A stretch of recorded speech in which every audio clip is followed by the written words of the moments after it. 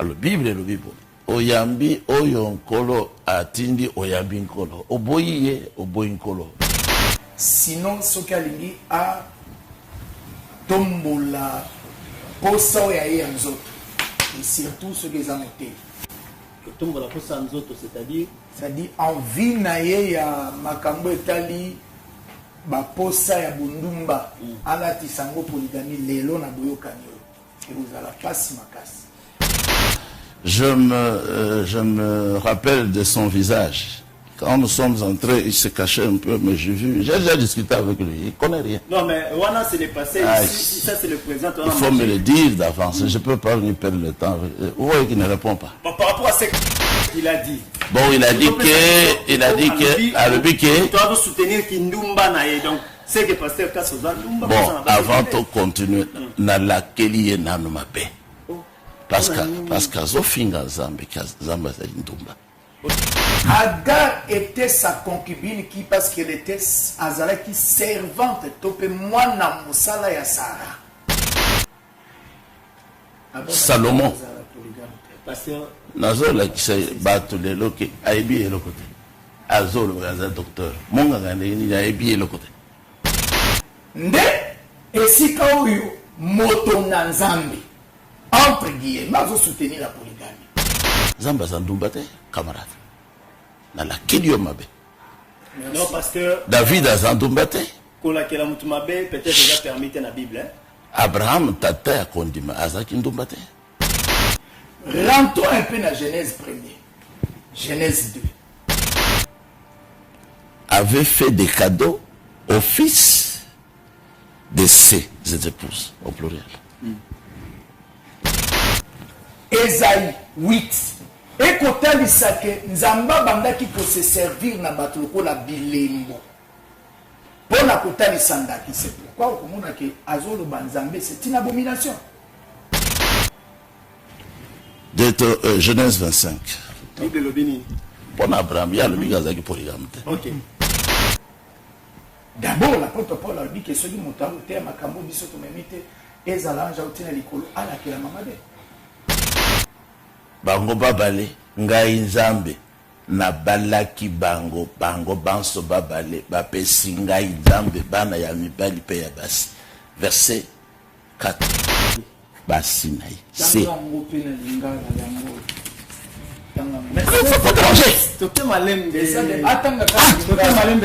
ça c'est pas ton verset. Faut pas distraire.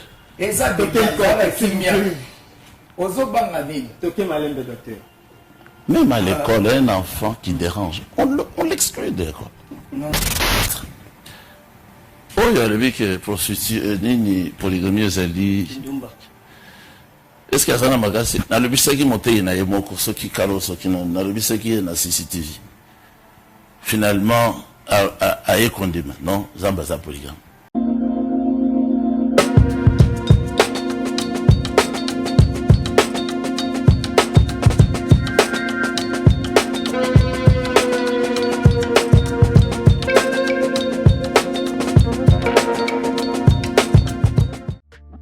Bayate Barata, Taylor Global Service vous propose vente des produits importés de l'Europe, vêtements de qualité pour tous, enfants, jeunes et vieux, produits de beauté, services de recharge, de crédit, échange de monnaie, sans oublier épices et autres. Retrouvez-nous sur Avenue Kama 1104 Kinshasa Lemba Terminus, arrêt Chapelle de Vainqueur, maison à côté de la pharmacie, Kozangate, Yaya, Maman, Papa, Babete la Olisolote, Kin et Latiela Mayasika, Kilelo. Pour tout contact.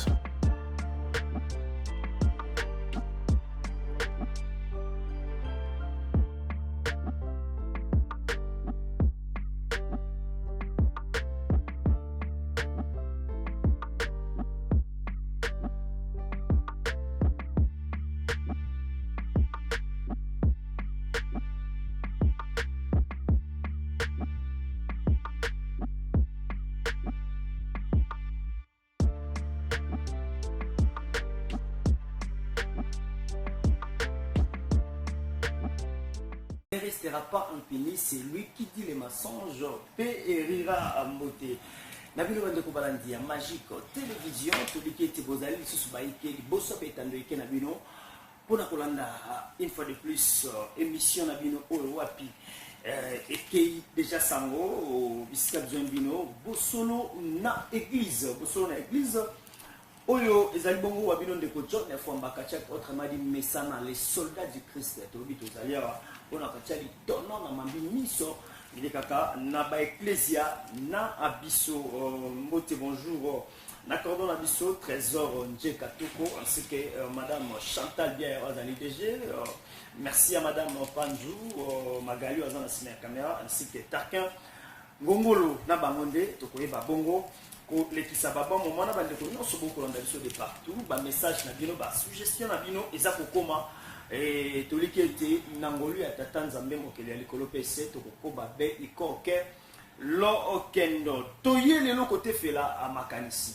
na mambi matali ba Kristo makambo tokolobela wa ezali bongo makambo kaka ya ecclesia tozalaka na babianga mi ba bazali babianga mi na biso na mokolo malelo bazali bongo mi bale Tozali, la pasteur Pierre Kassambakana, alias pasteur Kass, pasteur Kass, Azali représentant légal de l'église primitive, et puis pasteur responsable, il y a Ecclesia Ena Jean-Bon na Kabinda, numéro 97, référence Paix Victoire, Awa na Lingwala. Azali, mon côté, Tozali, la docteur Gimboyo, Azali Bongo, Mokambi, il y a ensemblé des premiers-nés. Ils ont bon na bandalo na matete basali ba mi balé nde bakoy bako ndongo na ba sujet tozali na yango lelo tokoloba sujet auto ko sombi kinyela makanisi ezali bongo mambi ya ba Kristo tolobi biso tolobela ba église bosolo na ecclesia bakola pateleka yango ete to banda maso na biso soki nyonso tokoloba awa e kozala bongo engebene na mambi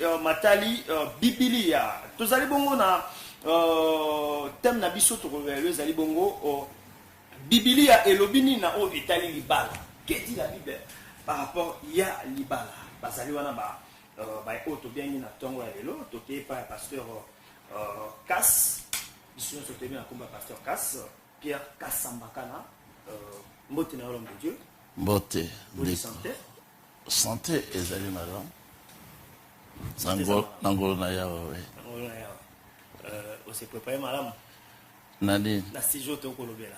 Sujet Zali Libala. Voilà. Oui. Ça fait plusieurs années que Nasila qu'on s'est préparé. Na kondima Kaliloba. Ya Ibande Yaya Mokeli Libala. Voilà, merci beaucoup Azali et mon côté. Vous allez faire le docteur Gimboyo. Mbote, docteur Gimboyo. Bonjour, shalom. Bonjour, Mbote. Kimia Nakoulesi, vous avez Kimia. Et on s'est préparé à la mission de retourner en Italie, Ecclesia dans la Italie, Libala. Ça fait bien des années qu'on est là aussi à ce sujet. Voilà, bangola de babia ngamina biso. Lelo to mekapenza ko chali tono na Italie makambo ya Libala. Kasi yambo te tokota nanu na basije na biso to mambo to kolobela wa tika to zo pa pasteur Kass to tuna nanu mituna miike et potokota na sujet na biso. Pasteur Kass. Oui. Biso no sotobi pasteur Kass azali moko oyo azali bongo ko défendre o Italie polygamie. Kasi ozalaki place ozalelo na église primitive ozalaki wana to bandaki na bandeko na yo misusu batikala entre autres pasteur Barout Kasongo, pasteur Dioka nini sala penza bokabona babengana yo bowelela nini bamona yige okokwela na susuna bana na bango na yango bakabona kinayo bezana eloko mo songolo paka simana yo. Bon, mais Nabandaka ressemble à groupe de prière. Groupe de prière. Et à étudiants, et si Nazalaki na peine. Quand on a commencé dans Souka, il y a études, dans le gotaki papier, et qui na message dans de la fin. Alors, monté yakuna frère Mbombo ateakingai sango yatango oyo musako libranam ayakinango nabimi kuna teyokana kina bangote nakei na rigini esika bafrère baruti bazalaka kote frère baruti mpe ye nde ayaka kozwa ngai na ipene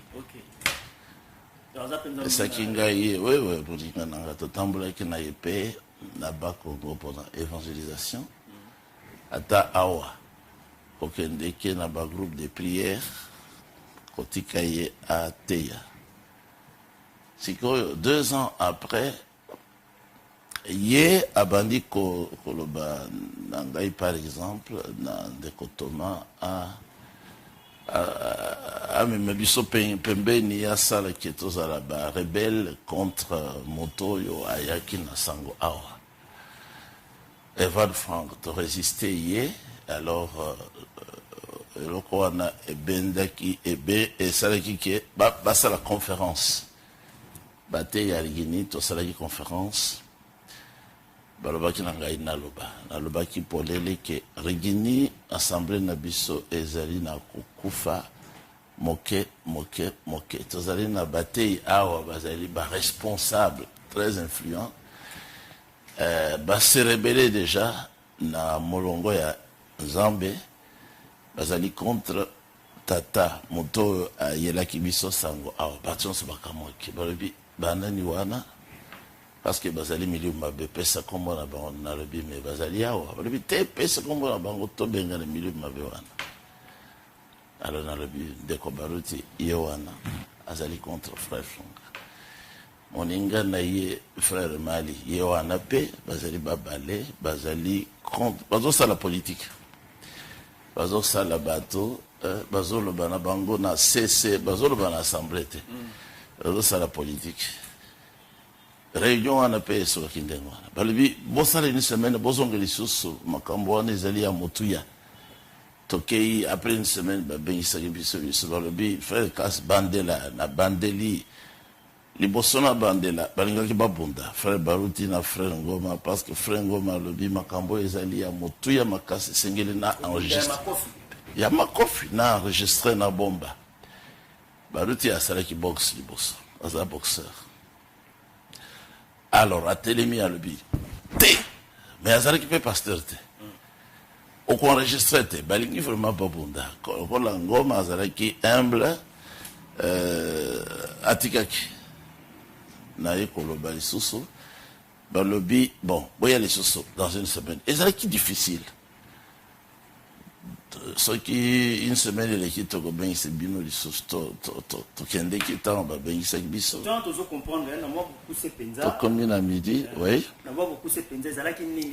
kopengwisa biso na politique diabolique tolongwa na molongo toyoka lisusu te moto oyo nkolo atindi moto oyo ayaki na message awa message oyo banda opengisa bino ezali message nini me nazolobaki balingaki totika ye mpo ye nde azalaki kote ya solo ye nde tata ya message awa na mokili mobimba nsima ya branam tomonaki ye te nkolo abengaki frère wana Evan Frank ye nde atraduire message azotinda ba brochure gratuitement dans le monde entier. Voilà.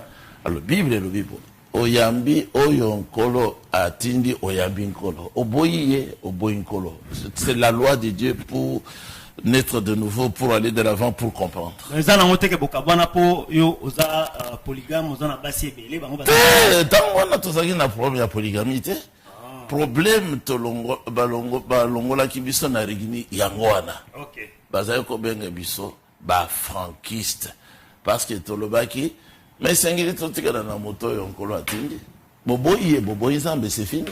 Voilà. Yango wana tango tokabonaki bango bazangaki réponse bazangaki maloba ya koloba na discussion wana matondo mingi abe balongolaki biso. Voilà, merci beaucoup pasteur Kas Pierre na piano na yo na oyo oti kopesa biso po bato bele batikala na ona mituna bango ke babengana yo kuna po oza na basi ebele. Non, bango nde bakabonaki na prédicateur na bango ya liboso Mukuna na Lemba pona polygamie pona akomaki Dieu après pona polygamie ye tata na bango wana pasteur Mukuna na Lemba azalaki kondima polygamie te, alors que polygamie ezali ndeli te ya munene na message du temps de la fin. Alors mukuna Evald Franco wana aye apesi conseil que polygamie eza na Bible.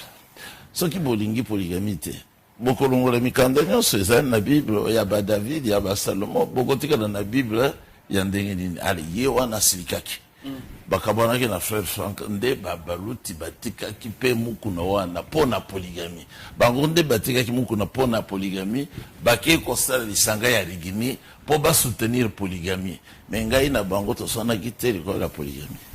Voilà, merci beaucoup docteur Guy Mboyo na banza eto landi pena pasteur na bokebi nyonso mutuna ya yambo. Biblia ezali kolobani na oitali polygamie. Est-ce que Biblia eza ko soutenir polygamie ou non?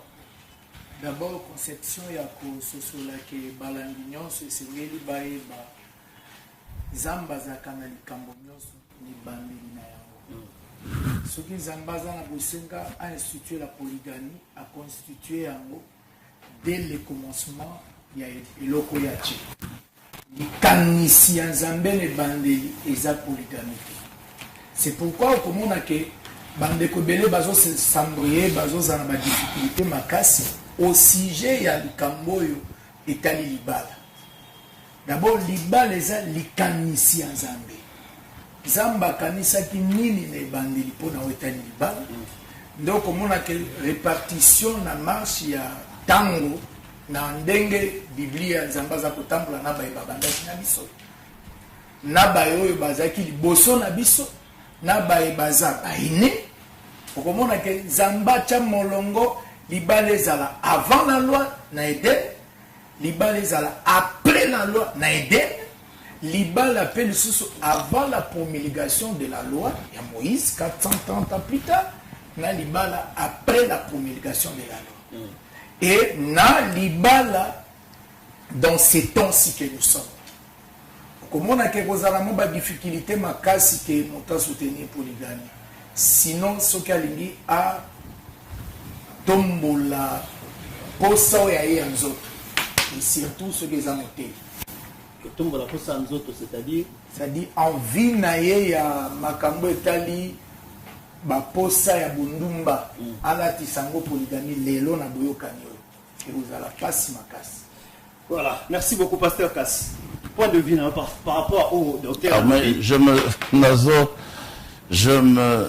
me rappelle de son visage. Quand nous sommes entrés, il se cachait un peu, mais j'ai déjà discuté avec lui. Il ne connaît rien. Non, mais Wana, c'est le passé. Ici, ça, c'est le présent. Il faut me le dire d'avance. Je ne peux pas lui perdre le temps. Vous voyez qu'il ne répond pas. Par rapport à ce qu'il a dit. Bon, il a dit que. Tu dois soutenir Kindumba Naye. Donc, c'est que pasteur Kassoza. Bon, avant de continuer, na la keliye nanumabe. Parce que Zofinga Zambe, Zamba Zandumba. Zamba Zandumba, camarade. Na la keliye mabe. Non, parce que. David Zandumba. Peut-être déjà permis dans la Bible. Abraham Tata Kondima Azaki Ndumbate. Salomon. Pasteur. Nazo la kise batu le loke aibi le côté. Azo le gaza docteur. Monga ngane ni aibi le côté. De Genèse 25. Bible lobini. Pour Abraham, il y a le bigaza qui polygame. OK. Bible lobini. Genèse 25. D'abord Genèse 16. Sarah a pesi mobile naye Abraham. Genèse 16 combien? Tous les chapitres. Okay. Apesi moi si ami bale. La Genèse 25, c'est-à-dire verset 6.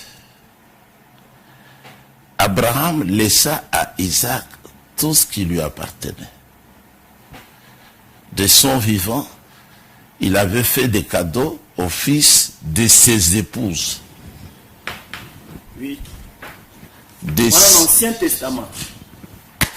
Ne m'interrompez pas. Okay. Je veux vous montrer que ces aventuriers ici, on ne devait même pas les voir dans le pays.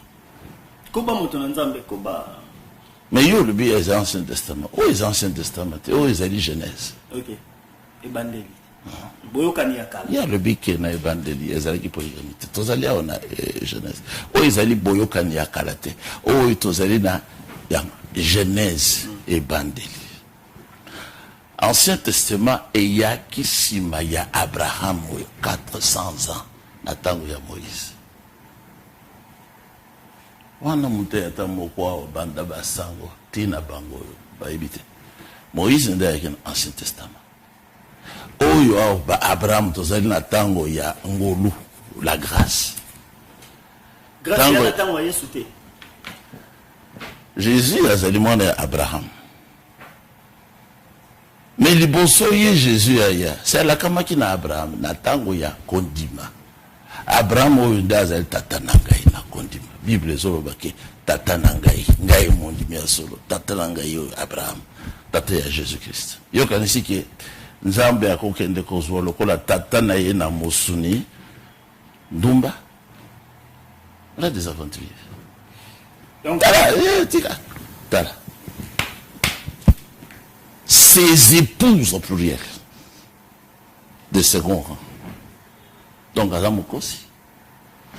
Bon, c'est quoi ce qui te continue dans Exode, tout à l'heure dans Exode 21.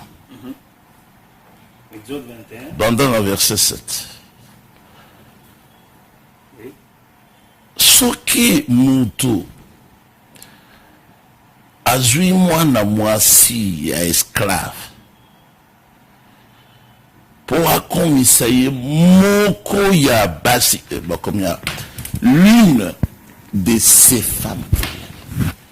Zambende Israël abîmé na Égypte et pas na bango. Ce qui montre ça na mubulu na mutu azali égyptien. Aïbie makambo ya Zambete. Ça c'est l'aventure ko la basango. Bazolo barabatu ki tobala kate. Et bazana basi na mboka mobile. Bango. Mais la preuve exacte, biso za na preuve. Biso tozo yamba, biso toza na bandeko na biso basango ba devierge. Non, aventurier te. Pour akomiseye moko ya basio yaye pluriel. Nzamba lebite ke zaliso. Ale bitala ndenge nini ako agir vis-à-vis naye.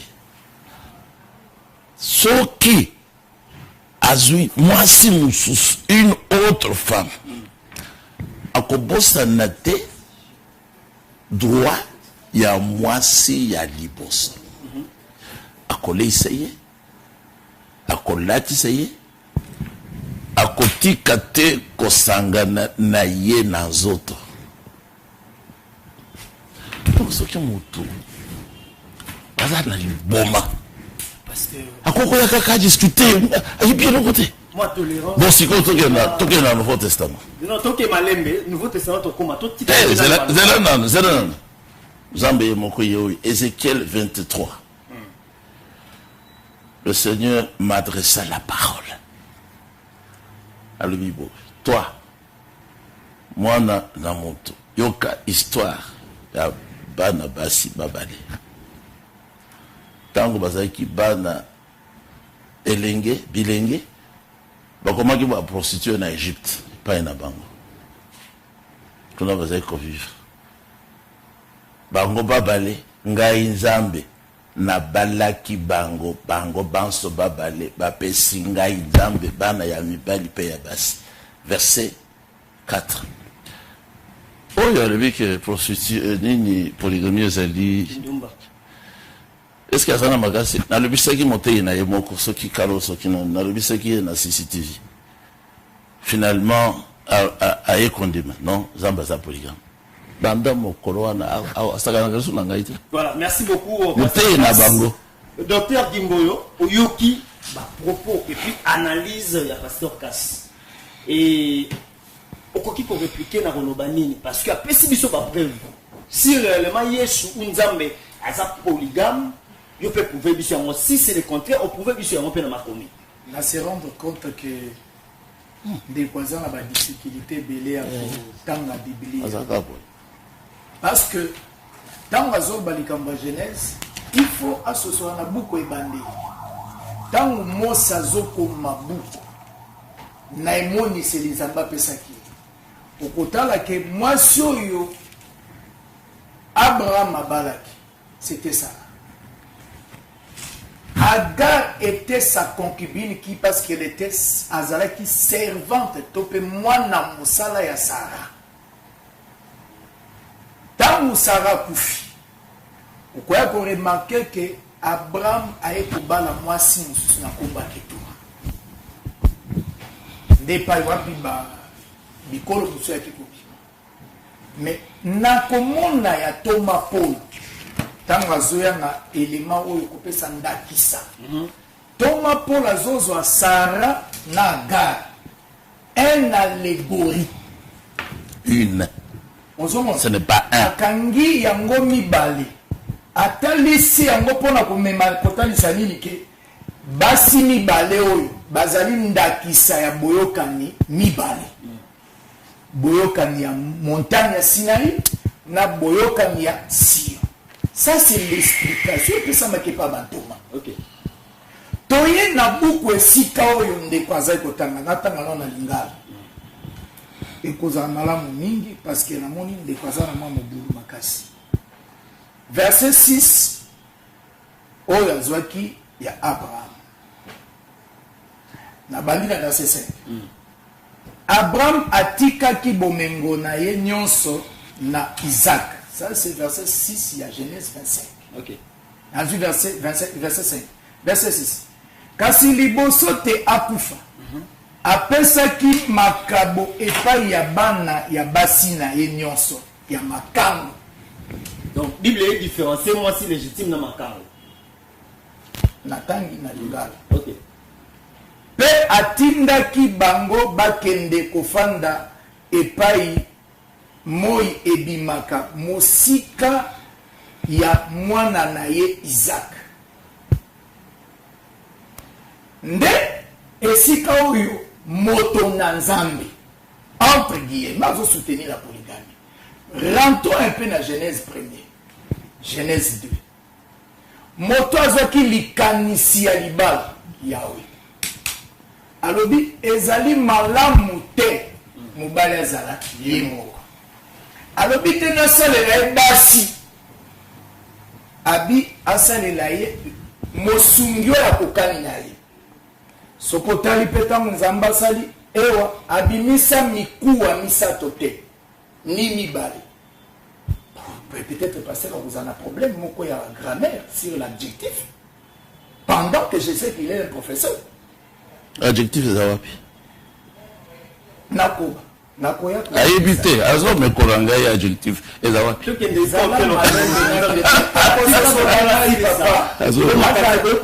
komitungisa na otende kasi adjectif eza wapi? akososola biso na bopete place na zali.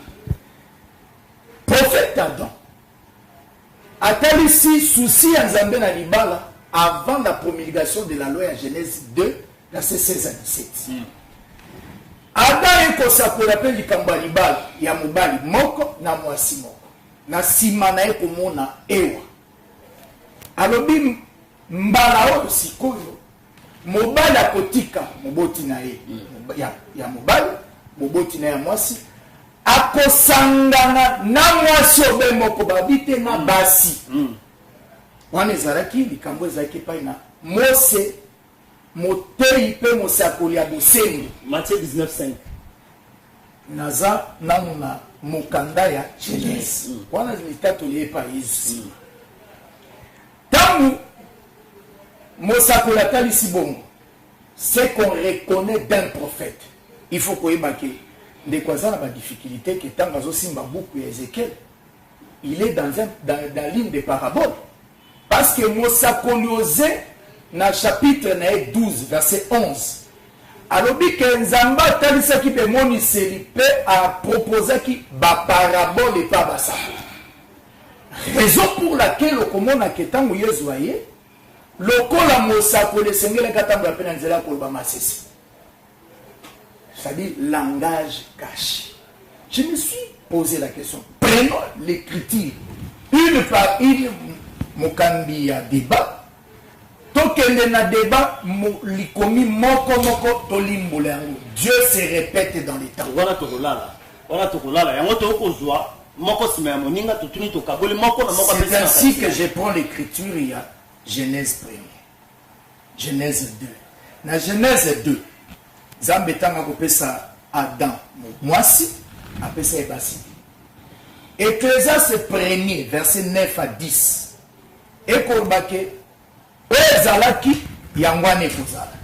Ezosalema, yango wana nde kosalema pelobi. C'est-à-dire, le Seigneur c'est un répétiteur, même na buku ya Hébreu 1er, verset 1er à 2. Zamba bandela makambo na kushangaka lulenga kuluba mazo bakelo koboko. Dekosuka zana difficulté vous ala pasi makasi. Soki na na buku ya Genèse ya Exode esika ndeko azwaki. Buku ya Bobimi. Tango azwi likambo azaki na mwasi. Motei apesaka tina ya likambo. C'est ça l'idée. Lité ezatozi mokanda otangi olimbo lité. Néhémie 8 verset 8 elobi babandaki kotanga na siki penza po na sima balimbo la makambo batangaki. Jésus aye alimboli makomi so abikelezaki ndakisa oesengilaki koka na nzoto na ye. Ndeko kozana difficulté kozala sans ignorer ya comprendre que na kat na Bible Abraham bazami bali. So D'autres n'ont pas sous na interrompre. Il faut que ngai na sa na débat. Eko melate. Non, 5 minutes na ko bloquer. C'est comme là. Qui non wata bazami bali na Bible. Moto nyonso ayebi ke Adam ya liboso azali. Oh, ya sumuke. Jésus. Jésus Christ. Il y a qui m'a bêté. Abraham Mibale Bazali. Abraham Mibale. Il y a le bac Adam. Non, Abraham Bazali Bale. Quand na lobby émission est enregistrée. Ngana onde toko. Bango bazaboye. Nalinga kate. Motonanza mtoze la sisa nga sisa azoza maloba koba. Abraham Bazali Mibale na Biblia. Wapi ya liboso. Abraham oyo biso tozali na kati ya boyambi pe tokonepe longo. Abraham abimaki na Chalde na Genèse 12. Mais là Abraham mususu a une éternité. C'est le Seigneur Jésus-Christ Nazareth. Ah, tangana. Tangana. C'est toujours na malade. Koba. Yonde urobaki ke nandimi siko ya alobi bien. Ça débat. Parce que ce qui a échoué siko. Na kangibi. Débat qui s'appelle Makomi. Koba. Alors mais okosongela mutuna. Koba. Donc, on peut remarquer par la grâce de Dieu, Ésaïe 51, verset 1er à 2, bataille ici Abraham. Ésaïe 63, verset 16, bataille ici Abraham. C'est ainsi que ce qui m'ôté a évité que Zacharie 38, Ézéchiel 12, 5 à 7, Ésaïe 8, et kotalisa ke nzamba bandaki ko se servir na bato lokola bilembo pona kotalisa ndaki. C'est pourquoi okomona ke azolo banzambe c'est une abomination. D'abord l'apôtre Paul a dit que celui moto aote makambo biso to memite ezala anja otina likolo ala ke la mamade. Pourquoi? Parce que l'apôtre Paul ne parle pas de Jésus comme un Dieu polygame. Yokanenga talisaka hypothèse ya boulemo ya yabomoto kolobake lokola biso toza membre, les membres d'un corps ne fait pas que de notre membre bazala ebele abasi bazali kato ben mwasi moko. Voilà, merci beaucoup. Motuna nzambe tozonge pa na bande ko bokolanda biso de partout. Ba SMS na banda déjà kokota po émission et bandi na question réponse. Bozala ebele penza merci parce que bokolanda biso de partout. L'homme de Dieu tozonge pa na yo pasteur Kas. Na kota na makomi ya nzambe ya boto kota na oya lobi na procéder na mutuna moko. Na kota na makomi ya nzambe ndenge Biblia lobi na biso na ebandeli. Ezali malamu tete mobali azala ye moko asanga na be na mwasi moko ya ye. On est sa femme. Mwasi na ye. Ouais. Pas ses femmes. Oyoka kiao. Na silisa moto na nzambe. Asangana na mwasi na ye. Bango mibale bakokoma nzoto be moko. Soki balobaki na basi na ye nde peut-être on va te comprendre. Ye bisa biso siko. Pasteur Kas nini oye motivaka yo po Biblia ekosaka te Biblia so elobi Biblia yo kaso koloba Adam akutanaki na mwasi na Eve Eve soki pe zalaki bilobi esengeli na mobali asanga na basi na ye ekobomba te koloba osa kosa analyse nini na verset wana mais esika bomoi vie ezali kaka na verset wana na verset wana oti kotango omoni obalulaki yango na telemelaki yo parce que Satan il faut qu'on détecte ye lokuta yango wana batiaki yo na monoko epana bango mutatie lokuto Satan awa émission na ngai moko na mokite tina za ko préparer nde na bongo ndimbo la wa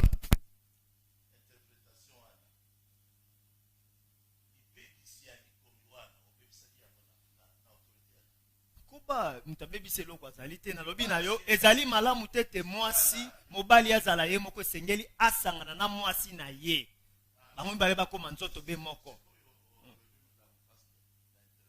non tokoba moto na nzambe mais soki tosali traduction directe eza français na lingala tokembala moko koba na monoko omoni oza na kimia me mingi na lingala po émission eza na lingala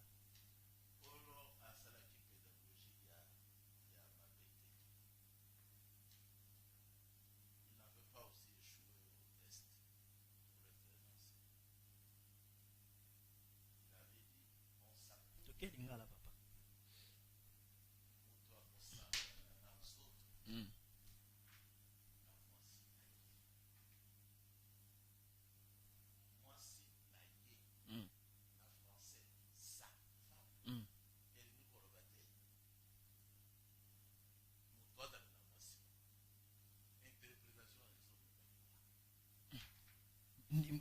ndimbola malamu mingi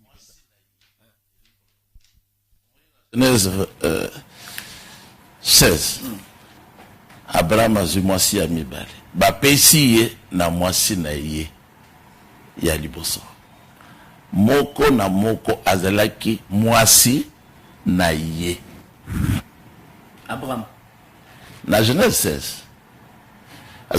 azalaki kasara moto na nzambe bao nyonso batikali ezalaki basi baye na nsima bamakango sikoyo yozoloba sikoyo yoza kotalela liloba na nzambe tozotala makanisi na yo oyo bate ya lokuta batiaki na mutu na yo okobika te tais-toi okobika te moto na nzambe na débat bakanisaka moninga monoko te toke malembe na ligne déranger te Saint-Esprit sika azali ye a déranger te kendaka bongo te yo pe oderange ngai te ikokelo kendo parce que olobaki awa natika alobi mais d'où vient que sikoyo ngai nde nazolakisa awa yo te ye te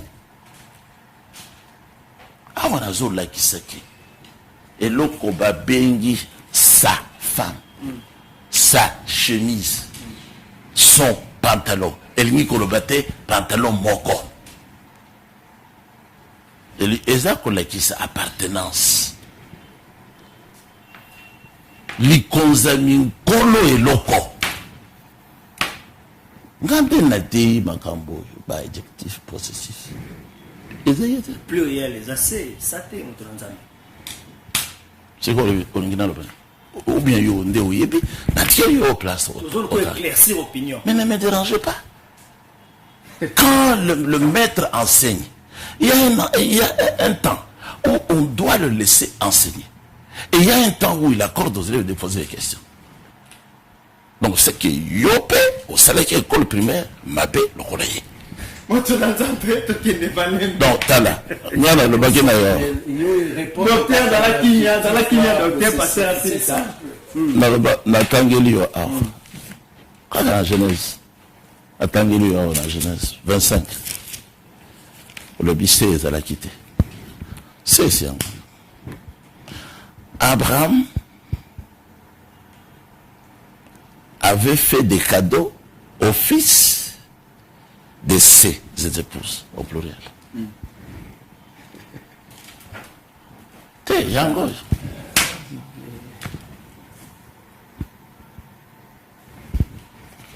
Na comment en grand lettre ba tuba mona. Ses épouses, comment on dit? Basi na ye. Basi na ye. C'est Toke malembe. ça c'est pas ton verset. Eza débat. Faut pas distraire. Eza débat. Ozobanga nini? Toke malembe docteur. Même à l'école, un enfant qui dérange, on l'exclut de l'école. Non, non. Est-ce que Monique que c'est Ezali? Maîtrise de soi, C'est l'art c'est qui a l'esprit de Dieu. Ezali. C'est Yago. Mais on est côté docteur pour tout le monde. Nga nazolo bana Non, non, yete. quand vous le testez là, Nga nazolo bana yete. Nga nazolo bana ba téléspectateur. Bazala ki basi yaye. Tala siko tolongo awa tokomi na Genèse 29-30. Libala, réponse à Genèse deux. libala, la il y a. réponse à Genèse des suscité. Tu peux apprendre à Donc, fermer ta bâtiment, gueule. vraiment. Tu S'il vous peux plaît, pasteur, apprendre à tolérance. bloquer ta gueule. Tolérance pasteur. Vous manquez la réponse, je vois maintenant, je comprends. Genèse 29. Genèse 29. Oui. Na Genèse 30. Oh, et Sengeli Kotanga Université de Poyoka. Le double mariage, il y a Jacob. Léa, Nande Konaye, Raquel. Bango yo babale, ba pesi yepe, basi mususu. Moko apesi ye. Bila, quelque part, na Zilpa. A commis la 4. Na basi na ye oyo 4. Nde baboteli yawa. Bana. Les enfants de Jacob. Moninge Nzambe. Azalaki ndumba te. Abotaki 12 fils. Bangonde akomaki 12 tribus ya Israël. Bana na Israël nde baboti Moïse ya komia. Soki Moïse abotamaki na kindumba ya tanga Bible. Tala sikoyo. Ye alinga kende. Jacob alinga kende. Alobi na bo père na ye. Na verset na Kanisi 30. Pesa ngai basi na ngai. 4. Nakende. Nasali yo musala esili. Pesa ngai basi na ngai na bana na ngai. Akei. Fiko. Na pesa lisusu. Exemple. Toujours qui m'a temps. Na 1 Samuel. Ngai nde isengeli na pesa mystère. Parce que vous en avez mikakatan.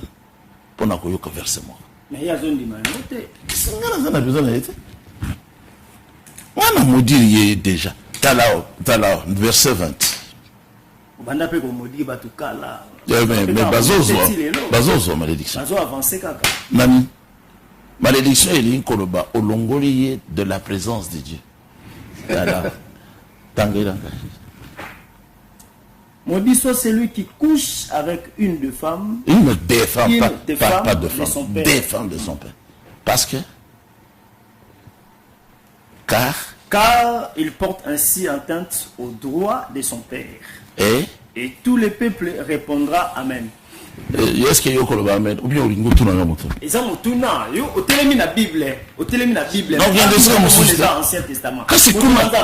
Bino boko télémi la parce que on peut sabiso ba preuve ya moto moni awa. Nazo qui est indépendant du Nouveau Testament. Là qui est indépendant dans le Nouveau Testament. To regarde dans le Nouveau Testament, c'est petit canal de assez défendre na OPS. Bilo mo koti. Na no to moni koti. Suko ba sonne ni obimisa. Na zo ebisa balandi nyonso to ba comprendre que pasteur azozanga ba argument. Nazwi ka ya Jacob. Nazwi ka ya Jacob tango Boaz abali Ruth. bimisa biloko Tamboaza bali Rite, bokomona bien. Bazozwa Rite, la femme de Boaz. Basangisi na basi mibale. Papa tangi la bisona mbikomio. Rite 4:11. Rite 4:11. Si l'Écriture reconnaît 4 femmes de Jacob. En tout le peuple qui était à la porte et tous les anciens dirent, nous en sommes témoins. Que l'Éternel rende la femme qui entre dans ta maison semblable à Rachel et à Léa. Voilà. Remarquez que bazozwa Rachel na Léa bakotisi bango na une seule femme appelée Rite, la Moabite. Na bonzoto Sorcellerie. Sorcellerie ezali komi. On c'est comme sorcellerie. Rite 4:11. Ndemutu badvi les 2 femmes que lui a dit 4. L'Écriture dit 2 femmes. Soya bakisi Lokuta. bongo bibelona na sa. Obakisi lokuta. Il dit 4 femmes. Léa azalaki na servante. Jacob kobota na mutu mwasi. Eza kozala mobali ya mwasi wana te. Kobota na mwasi mususu ya libanda. Eza te ke mwasi anaza mwasi na ye. La même chose okoya kotana ke tango azoloba akimi la notion oyo eza na kati ya pour répondre d'abord à la question parce que le départ devait d'abord commencer par là. Et puis tokozwa ba mariage type. C'est pourquoi dans le bas qui bien mukambia il y a débat. Il faut d'abord to circoncire débat na etali mariage avant la loi dans le jardin d'Éden. Na mariage après la loi dans le jardin d'Éden. Il y a aussi le mariage avant la promulgation de la loi et ça le maki avant Moïse a zoamobé comme Israël. Et ça peut un mariage après la promulgation de la loi. Ce qui aussi quand il va tout cause na ba difficulté beli. Ndo monique azana ba difficulté makas ya ko préciser loko. Na limbola na moke makambo italia libala ya Jacob. Jacob tant bazosa musala na ya 7 ans pour bala c'était Rachel. Ba pesi Rachel. Te ba pesi Léa. Il faut à travailler les sous 7 ans pour la deuxième femme. Les autres servantes, Bila, Zilpa, Jacob n'a pas travaillé en termes de dot pour la balabala. C'était ma servante pendant qu'on accompagne de quoi moi si il y a des bossos ou accompagner de quoi moi c'est balé. L'écriture il y a Zambé pour le babou. Soko kokisa mobeko kokisa ngo na mudimba nango. J'imagine que Mosel na Zambé entre guillemets. Azako ndimake basi oya bali baza ba servante ya mwasi oya. Et surtout qu'il occupe la fonction de l'évêque. Il y a communauté oya aza représentant légal numéro 1 l'église primitive. Oya bango bien que c'est pas une église primitive. Nde ezo ça la difficulté. Ndeko azala na bosembo ya ko comprendre qu'il n'a pas compris cet enseignement au sujet du mouvement Abassi. Remarquez, la nuit ba pese mwasi. Na tongo de son réveil akomona ke mwasi ba pese za mwasi ya linga kité. Tout ça ce sont des prophéties ndeko. De manière doctrinale na moboko oyo biso to simbi. Hébreux 10 verset 1er. Elobini mobeko ebomba ki makambo ezalaki na bokoki te ezalaki na représentation exacte ya makambo te. Ça c'est vrai. Soyez na Colossiens 2:16 à 17 babi nyonso to aneza ko se renfermer à la personne de Jésus. Ndesi ko soki tozi baso mibale Rachel et Léa. C'est si simple. Baya kutalisa ngambo yutaki na Israël ngambo yutaki na ba bikolo basali mwaso be moko ba bengi Rite. Voilà, merci beaucoup docteur. Mais na baso mi balé ba servante Jacob ne les a jamais épousés. Amonaka baboti na bango wapi na likomini. Voilà, mutuna ya moto nanza poto comme na suka mutuna ya yambo na o docteur alobi basi oyo bala na basi wana nyonso yo bali na éviter ba comme déjà combien 10. au comme na 10 10 basi oza na bango nyonso 10 wana. Est-ce que ya liboso ba o batiende ba zeba servante ba ombe mna mtoto na famille na bango et puis au kabola kabonde Wana za mutuna nini wana bandele je pense que eza troublé te mutuna eza compliqué le col motuna eza boye motuna ezali boye na basi nyonso 10 oyo za na bango poyo moko wa ya yambo ya liboso mwasi ya liboso obalaka ba oyo nyonso tu batikali nef wana baza ba servante ya mwasi wana ya liboso ou bien mna mtoto na famille na bango.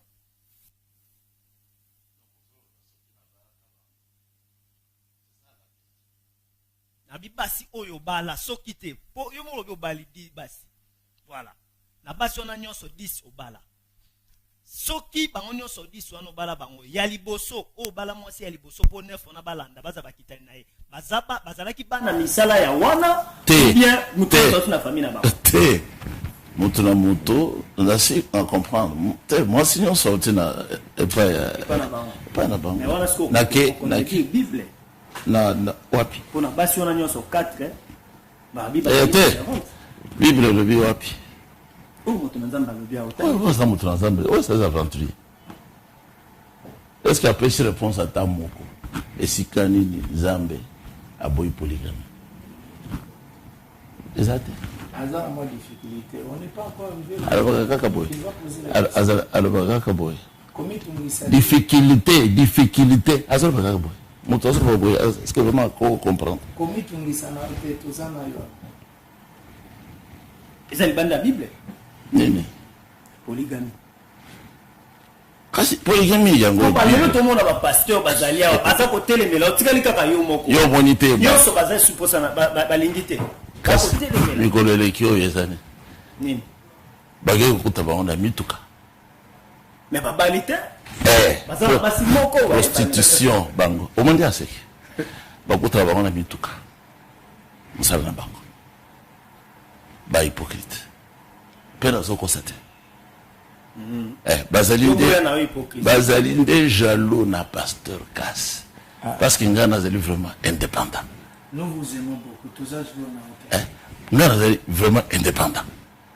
Lobby mboka na biso et lobby makambo ya indépendance est-ce que vraiment tous allez indépendant na mboka ça indépendance ezala batu minene ezala ba nani ezala ba sportif ba joueur ezala ba nani ezala ba sango bango nyonso possédé du diable na basi ya bosoto pe nazo kosete bazo kamande ni ngai na zana oyo wasanga ya mibale 9 enfants zo ezala raté na bango mobali nde sengeli azala na zuwa parce que mobali nde na nombre 6 akokiko kozala na jalousie pona mwasi na ye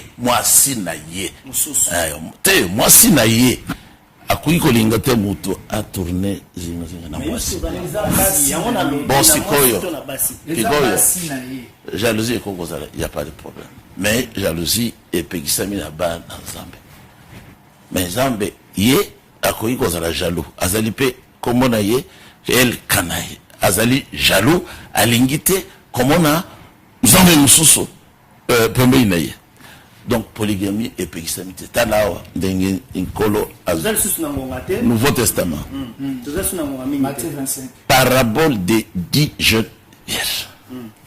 Alors le royaume des cieux ressemblera à l'histoire des 10 jeunes filles qui prirent leur lampe et sortirent pour aller à la rencontre du marié. Voilà. Akotaki na ndako ya libala na 5 mosusu abenganaki bango parce que bayaki na retard. Na 2 Corinthiens chapitre 11 verset 2 na 3 Paul alobi bozwa foli wana ezako otepa na ngai bino banso na bandisi bino na mobali moko Christ. Merci beaucoup l'homme de Dieu. Na bande nyonso bolanda ki biso tant peut sala biso défaut tozana makambo belé sengela ki toloba awa mais ngoko sala biso pasi moto na nzambe lioba suka na bino mibale na bande pa docteur Guy na basi to na ba mibali to ba pasteur nyonso o bazali na basi moko na pasteur Kas ndenga zali na basi 10 nani oyo akosa la volonté ya Nzambe même tout n'est pas pasteur kasi lobi na lombangu pasteur kasi. D'accord. Likomi eza clair elobi ke moto aza koaspire na charge ya berger de l'église esengeli azala moto abali mwasi obe moko babi basi te. C'est dans 1 Timothée chapitre 3 verset 1er tout en descendant même jusqu'au verset 4. Donc ce qui a na basi ebele c'est kaza pasteur te aki koza na charge ya msala za pasteur kasi pasteur te. Et bien obéir ce qui a pasteur à suppose. Ce qu'a tellement likomi wana c'est kaza pasteur. Pasteur kasi na yo za na basi ebele na bango baza na basi moko moko nani osa volonté Nzambe. Ngai nazako traduire volonté parfaite même ya Nzambe parce que polygamie na oti kotangela yango nde ezali bokonzi na likolo. Nzambe azali moko, c'est le premier de tous les commandements, mais ba fiancé na ye bazali baike. Awa muka na Nzambe ya goye na 2 Samuel 12 verset 8. Nzambe alobi na David pasteur ya monene. Na pesi yo pouvoir likolo ya Saul. Na tie na tolo na yo basi ebele bango. Na pesi yo pe autorité sur le peuple d'Israël et de Juda. N'est-ce pas assez? Je pourrais encore en faire bien plus pour toi. Yo telemika wana donc deux aboko ba qui s'appelle Susu. Oui, nazali obligé te. Yoka. Nazali obligé te. Mais qui kobaki ça? Je suis indépendant. Dans nazali na ba catholique te. Bino so ataye. Ça zali na makanisa papa. Papa nda boye ki polygamie awa. Na 1948. Merci. Voilà, na bino surtout bolanda ki biso na maloba na bango mi balende to teli tono na émission Bosso l'église à Mokomalelo qui mi akoyo suna si ya unela o mabota na bino de comme suna si ya vérité donc on termine mi comme zali ko ya na même heure la même chaîne na numéro ya sika d'ici là portez-vous bien shalom na libula bakosi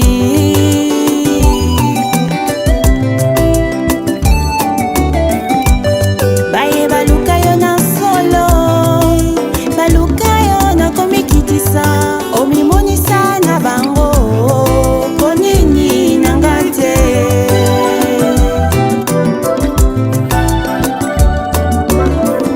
bango sopinzoli nanga longola soni nanga sembola loboko na yo naleli yo papa nzambe na bombo